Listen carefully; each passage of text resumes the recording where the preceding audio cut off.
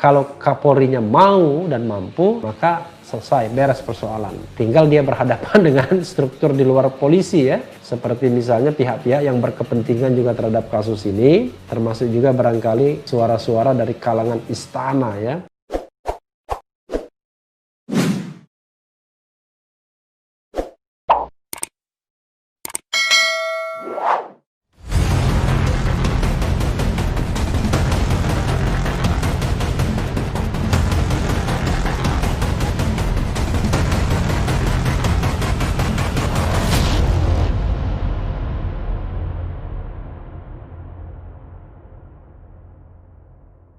Kalian, jumpa lagi kita di channel yang keren ini, Keren Cadas. Kali ini saya akan menguber berita yang mengeri-ngeri sedap juga ya, sebagaimana dilansir oleh Tempo.co.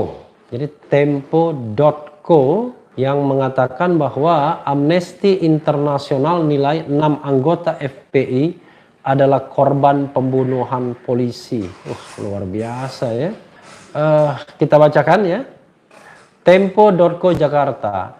Amnesty International Indonesia menilai bahwa 6 anggota Laskar FPI yang tewas adalah korban pembunuhan oleh pihak kepolisian. Dari temuan penyelidikan Komnas HAM, kami menyimpulkan bahwa 6 anggota FPI yang tewas adalah korban pembunuhan di luar proses hukum oleh aparat keamanan, ujar Direktur Eksekutif Amnesty International Indonesia Usman Hamid melalui siaran pers pada 8 Januari 2021.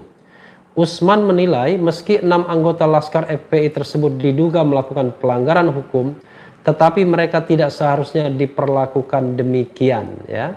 6 anggota Laskar FPI itu tetap memiliki hak ditangkap dan dibawa ke persidangan untuk mendapat peradilan yang adil demi pembuktian apakah tuduhan tersebut benar. Aparat keamanan tidak berhak menjadi hakim dan memutuskan untuk mengambil nyawa begitu saja. Karena itu kami menilai kasus ini adalah tindakan extrajudicial killings, ucap Usman.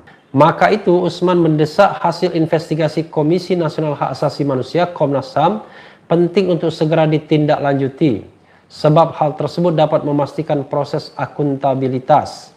Usman juga meminta anggota yang diduga terlibat dalam tindakan extrajudicial killing tersebut harus dibawa ke pengadilan pidana secara terbuka, tentunya dengan memperhatikan prinsip fair trial dan tetap tanpa menerapkan hukuman mati, kata dia.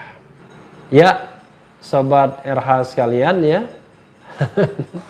Itu tadi tanggapan dari Amnesty International ya, dari direkturnya yaitu Usman Hamid. Ini kebetulan teman saya ya, pernah sama-sama di Inggris waktu itu ada kegiatan 3 bulan ya, internship dari Chevening ya. Oh bukan, iya, dan juga pernah ke Afrika Selatan bareng ya. Tapi luar biasa ya, Usman Hamid konsisten di bidangnya, di bidang penegakan hak asasi manusia setelah sebelumnya menjadi aktivis aktivis Trisakti ya waktu itu ya. Jadi orangnya lebih muda dari saya. Jadi itu penilaian dari Amnesty International. Jadi kalau Komnas HAM mengatakan bahwa extrajudicial killing itu kepada 4 yang sudah pasti ya, yang mereka anggap bahwa itu dalam sebuah penguasaan oleh aparat keamanan dan tidak seharusnya mereka mati. Amnesty International menganggap bahwa 6-6-nya memang korban dari pembunuhan ya, istilahnya adalah pembunuhan polisi, karena mereka berhak mendapatkan proses hukum yang fair ya. Misalnya mereka ditangkap, lalu juga kemudian kalau mereka melanggar hukum, mereka ya tetap bisa diproses apapun pelanggaran hukumnya. Termasuk pelanggaran hukum yang dianggap melawan petugas misalnya, memiliki senjata api. Tetapi one thing for sure adalah dalam perspektif hak asasi manusia tidak boleh menghilangkan nyawa. Dan ketika dikatakan bahwa ini adalah tindakan membela diri, nah ini perlu diuji. Apakah tembak menembaknya itu adalah sebuah tembak menembak yang seimbang antara pihak kepolisian dan pihak Laskar FPI. Karena kalau kita bicara tentang tembak menembak itu, misalnya mengapa misalnya harus langsung pada sasarannya dan tidak melumpuhkan misalnya mobilnya dan lain sebagainya. Intinya adalah tidak membunuh. Ini penting sobat era sekalian, karena Komnas HAM itu titik fokusnya seolah-olah hanya pada 4 Laskar FPI saja, dan 2 lainnya hanya dikatakan bahwa karena terjadi tembak menembak dan mereka dalam kondisi yang mati. Tidak dijelaskan bagaimana tindakan terhadap 2 yang tewas ini, tapi kalau 4 yang tewas mereka sudah direkomendasikan agar pelakunya itu diadili ya dari sudut hukum pidana. Persoalannya sekali lagi adalah apakah ini by accident hanya terjadi di lapangan atau karena ini by design, ada strukturnya. Sekali lagi kita tidak bisa sesederhana itu tentunya ketika melihat kasus ini. Kalau saya lihat komentar-komentar sobat RH sekalian di laman ini juga ya memang banyak ya mempersoalkan dan mempertanyakan ya hal-hal yang terkait dengan kewajaran atau rasionalitas dari tindakan aparat untuk menghilangkan 6 nyawa tersebut. Termasuk juga ya sesungguhnya apakah ini sebenarnya memang sudah direncanakan dari awal. Mengingat penguntitan ini kok malah ditampakkan, bukan seperti orang menguntit yang tidak ingin ditampakkan. Tetapi apapun itu ya kita harus betul-betul menghormati apa yang ditemukan oleh Komnas HAM, apa yang sudah diinvestigasi, walaupun sebenarnya investigasi tersebut belum tentu final ya. Final itu kalau ada nanti proses hukum di pengadilan. Ini misalnya juga buntut temuan Komnas HAM, Polri bentuk tim khusus kasus penembakan Laskar FPI.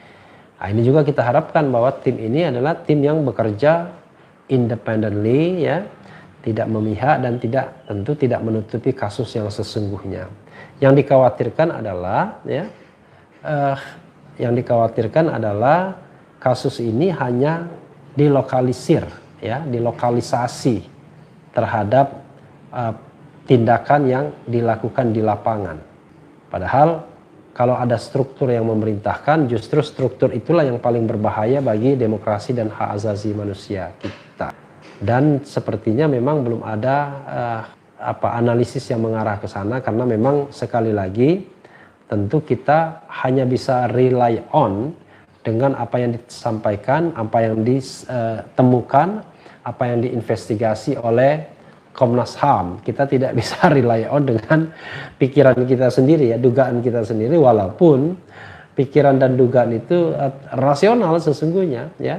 Ada beberapa pertanyaan yang sebenarnya kita sendiri bingung menjawabnya ya. Dari awal misalnya saya mengatakan kenapa harus dibuntuti ya.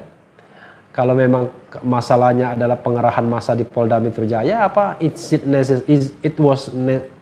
was it necessary untuk membuntuti sampai ke luar kota ya, ke Kerawang dan lain sebagainya. Lokusnya nanti kalau ada pengerahan massa kan tetap di Polda Metro Jaya, jauh lebih baik bagi Polda, bagi aparat keamanan berkonsentrasi di wilayah sekitar Polda Metro misalnya. Tapi kalau ada tujuan lain, nah tujuan lain itu ya harus diungkap. Apa tujuan lain? Termasuk juga tadi ada pernyataan bahwa ada aparat lain yang bukan aparat hukum yang juga membuntuti, termasuk di kasus Megamendung misalnya tanggal 4, bahwa Laskar FPI itu menangkap orang yang memata-matai Megamendung misalnya. Jadi banyak tanya sesungguhnya sobat era sekalian, dan kesimpulan dari Amnesty Internasional ini juga patut menjadi renungan. Dan akhirnya kita kalau sudah begini ya ada 2 kemungkinan. Pertama, kita berharap bahwa Komnas HAM ini ditindaklanjuti laporannya oleh Presiden Jokowi, lalu Presiden Jokowi memerintahkan langsung kepada Mabes Polri untuk menindaklanjutinya dengan resiko bahwa ada masalah independensi karena yang terlibat adalah aparat kepolisian, atau Presiden Jokowi memerintahkan pembentukan tim independen untuk menggali kasus ini dan kemudian akhirnya lagi-lagi merekomendasikan sejumlah temuan tersebut kepada peradilan pidana juga. Jadi sama juga ya. Kecuali kalau dibentuk peradilan hak asasi manusia ya.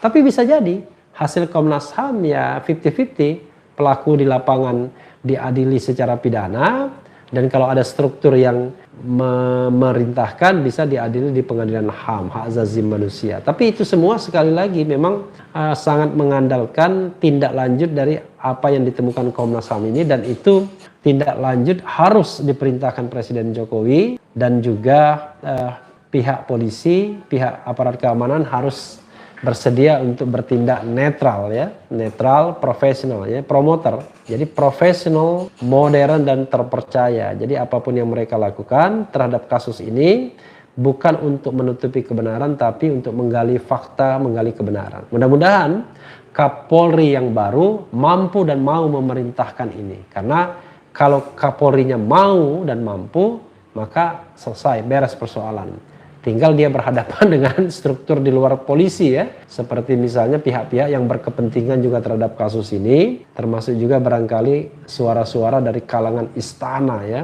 Karena bagaimanapun FPI, Front Pembela Islam, yang sekarang menjadi Front Persaudaraan Islam, ini adalah kelompok organisasi atau kelompok warga negara yang dalam tanda kutip quote unquote tidak begitu disukai istana. Bukan orang yang mendukung istana, mendukung pasangan calon Jokowi Ma'ruf dalam perhelatan Pilpres 2019 yang lalu. Secara terang-terangan mereka mendukung Prabowo Sandi, tapi sekarang kan Prabowo Sandi pun sudah masuk di dalam kabinet, jadi bukan lagi mereka dalam tanda kutip rival ya, the enemy, the political enemy, tapi mereka sudah menjadi partner di dalam pemerintahan. Karena itu sesungguhnya tidak ada lagi orang-orang yang terorganisir ya, terorganisasi untuk mengkritik pemerintahan, untuk menjadi oposisi pemerintahan, karena kekuatan oposisi itu sudah dikuasai oleh pemerintahan semua, kecuali mereka yang melakukannya secara sporadis. Ya, seperti channel ini mengkritik pemerintahan misalnya, tapi no agenda, tidak ada yang namanya hidden agenda, sekedar